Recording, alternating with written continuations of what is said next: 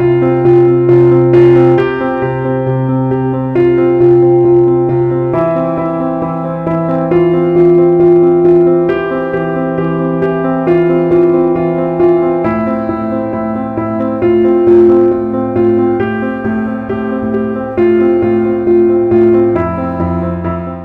a todos, ¿cómo están? Los saluda el pastor Omar Bengolea de la Iglesia Verdad de Vida en la ciudad de Ayacucho. El día de hoy, como siempre, vamos a continuar con nuestros videos hablando de la situación actual y qué es lo que la Biblia nos dice acerca de esta situación y cómo debemos de actuar. Nos habíamos quedado viendo la característica de nuestro Dios, que Él es un Dios que separa lo justo de lo injusto. Él es un Dios misericordioso y muy paciente. En la misericordia habíamos visto que como el Señor es paciente, tardo para la ira, y aquí es donde se puede entender en qué momento va a entrar su juicio y por qué no actúa inmediatamente. Y es porque el Señor quiere que todos los hombres vengan a salvación. La verdad es que hay una protección sobre el ser humano y Dios no quiere condenar al mundo, pero es el mundo o el hombre, a través de su rebeldía, a través de su forma de pensar, a través de seguir los caminos de su concupiscencia, los cuales va a traerles destrucción, y es en ese momento en el cual ellos se ponen a manos de Satanás. Otra característica de nuestro Dios es que Él hará justicia. Dios va a hacer justicia, Él no se va a olvidar. La palabra de Dios dice en Gálatas capítulo 6 versículo 7 que el Señor no puede ser burlado, que no se engañe.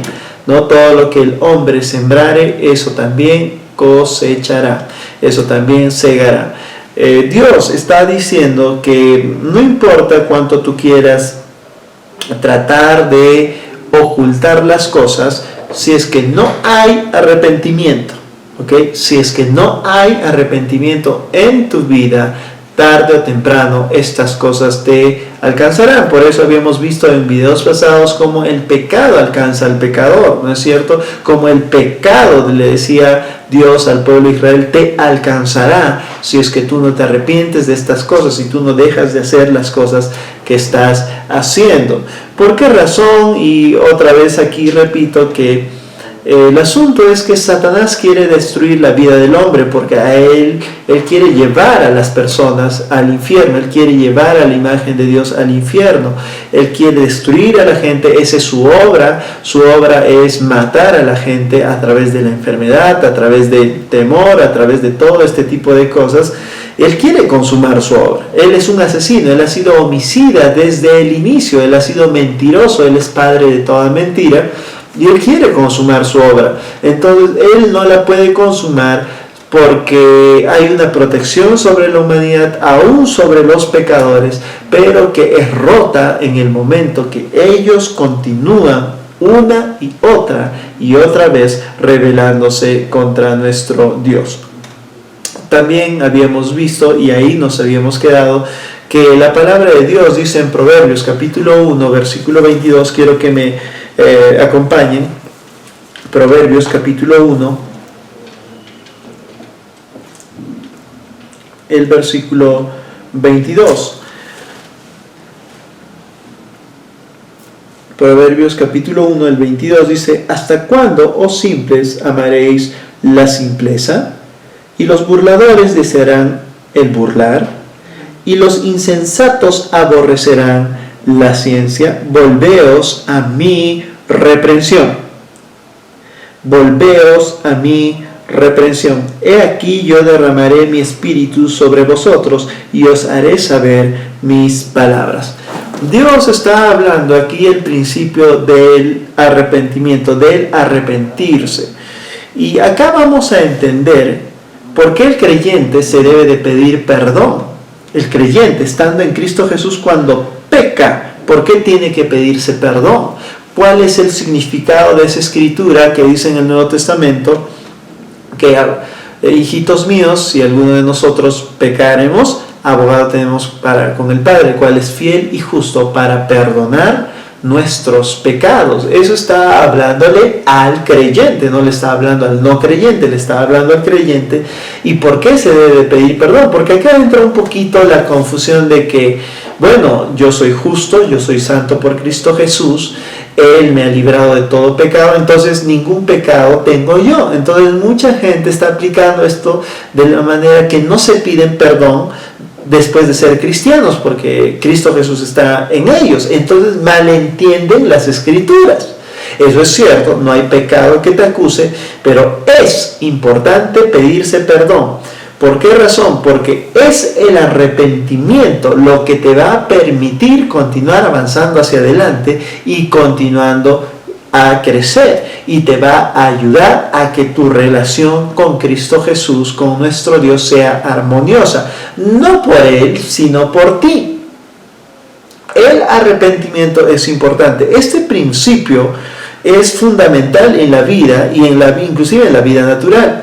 Si usted tiene un negocio y a usted le está yendo mal en el negocio, es muy insensato decir que todo está haciéndolo bien.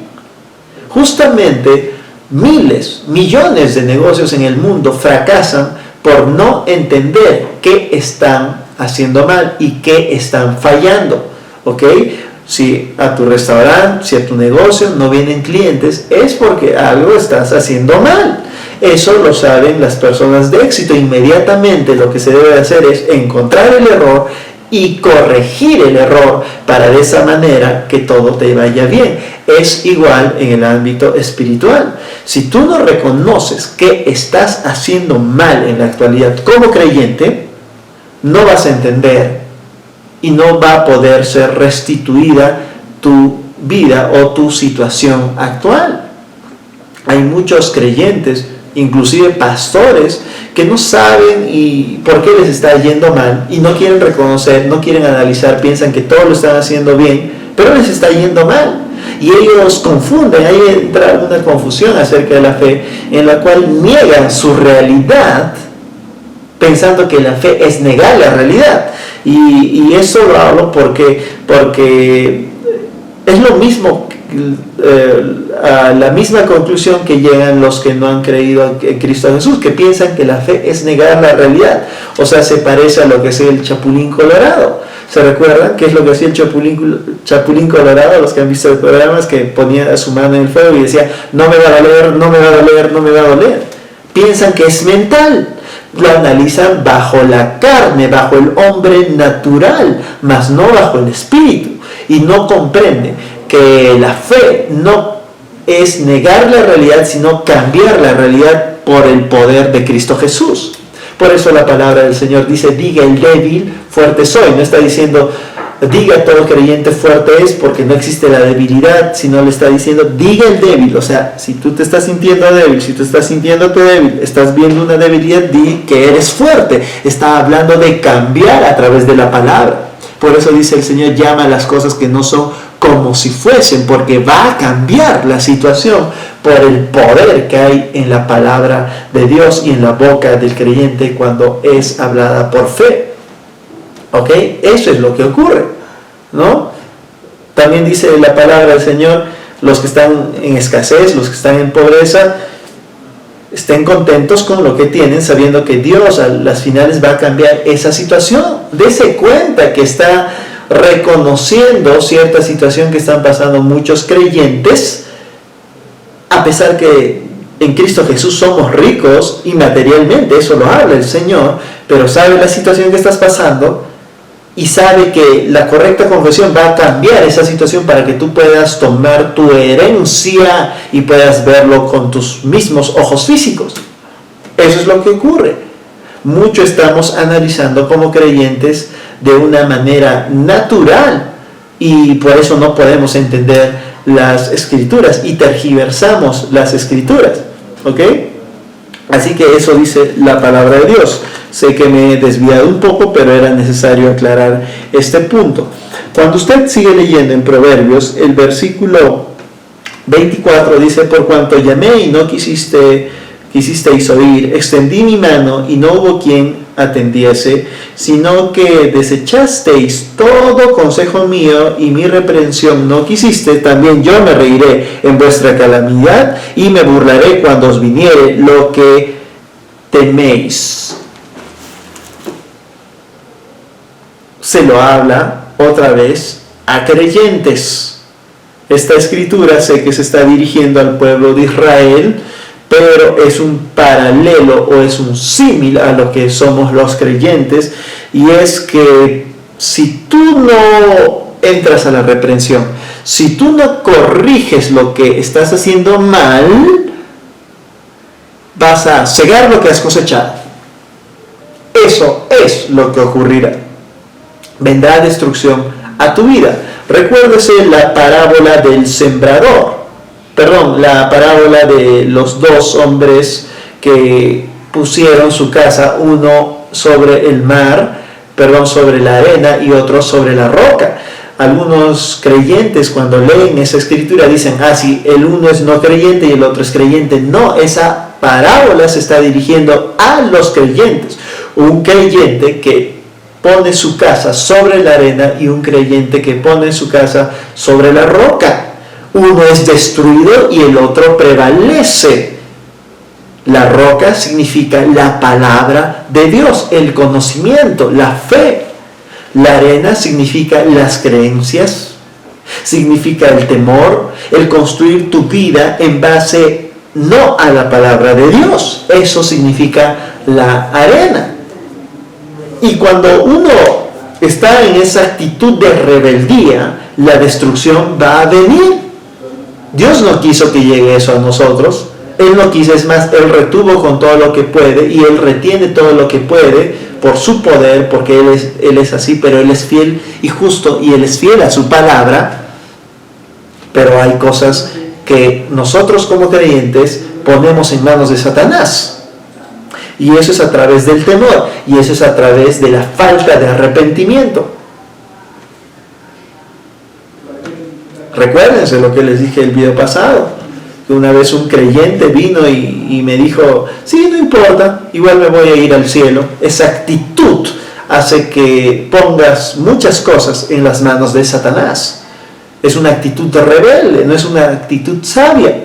Y si tú eres creyente, has muerto para el pecado, eso dice la palabra de Dios, ¿no? Y cuando hablo de pecado, no solamente hablo de las cosas grotescas que el mundo también reconoce como pecado, sino también de la incredulidad, del temor. También hablo de la falta de conocimiento, también hablo de la falta de tomar seriamente las escrituras como deberían ser, y también hablo de no reconocer que estamos haciendo mal en este momento, por lo cual está ocurriendo muchas cosas malas en nuestra vida personal. Por ejemplo, si usted como creyente, su matrimonio fracasa, tiene que ponerse a analizar qué ha estado haciendo usted mal, no su esposa. Así su esposa lo haya engañado inclusive. Algo ha fallado usted como creyente. ¿Ok?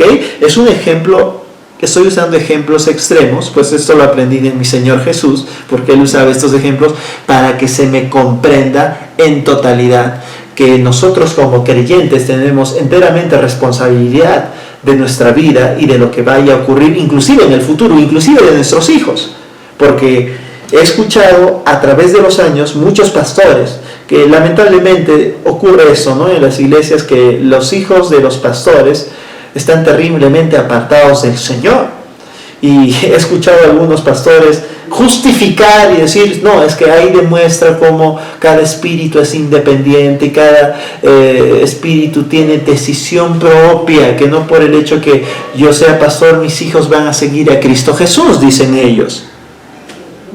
Y eso es un completo error, porque ¿dónde quedaría la promesa de nuestro Señor en su palabra que dice, dame a tus hijos en su niñez y yo me encargaré por él por el resto de sus días? No está hablando simplemente que no se va a morir, está hablando de que Él se encargará de cuidar su vida y que Él será un hombre de Dios y una mujer de Dios, siguiendo fielmente a nuestro Señor Jesucristo.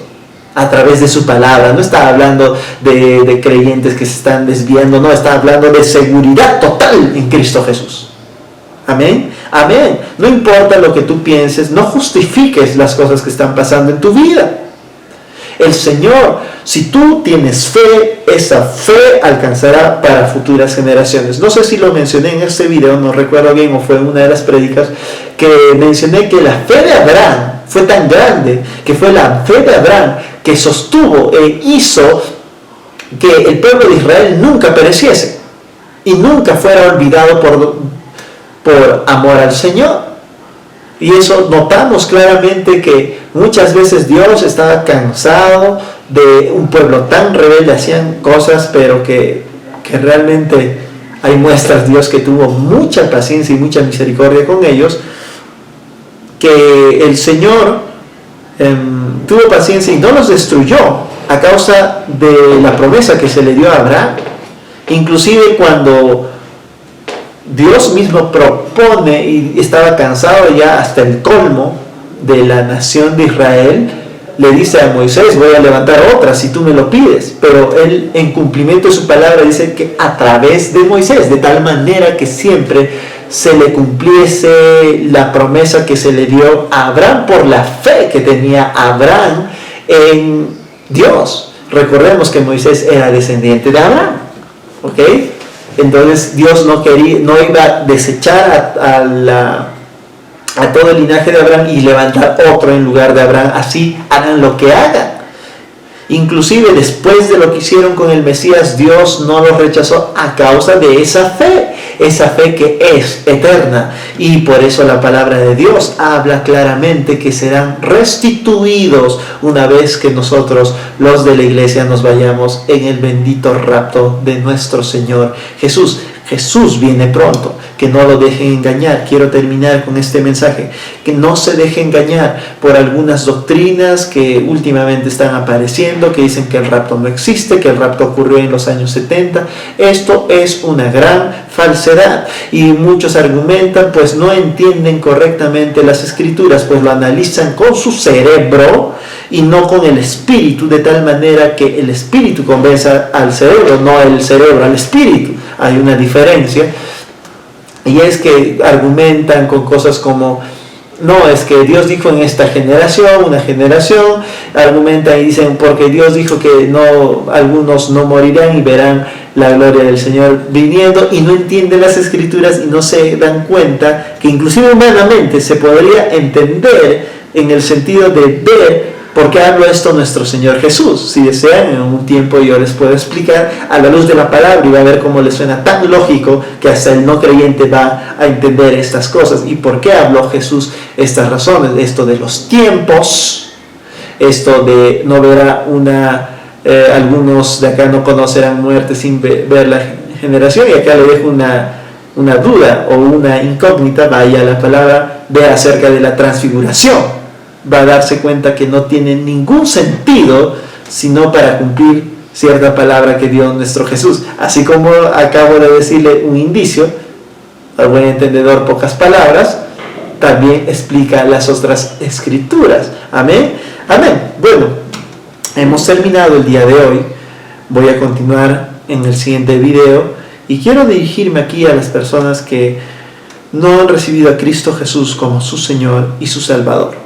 Si tú deseas aceptar a Cristo Jesús como tu Señor y tu Salvador, yo te pido que repitas esta oración después de mí. Recuérdate que esta decisión es muy personal. Tú como individuo tienes la potestad y el derecho de recibir a Cristo Jesús como Señor y Salvador si tú lo deseas.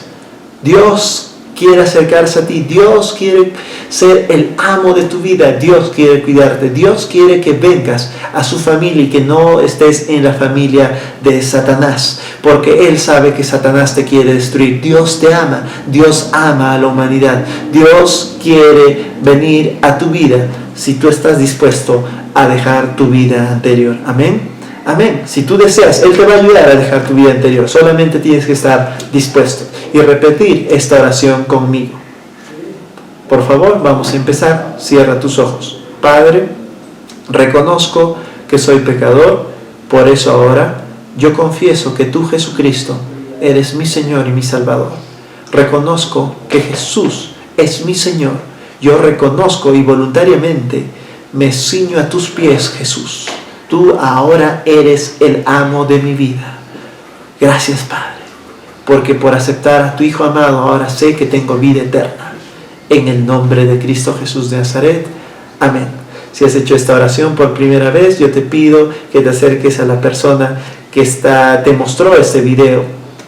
O si estás por Ayacucho, ven, visítanos en Girón Garcilaso 755, interior A, en el 4º piso. Por estos días de cuarentena estamos transmitiendo nuestras prédicas y reuniones en vivo. Amén. Amén. Eso es todo. Que tengan un día bendecido.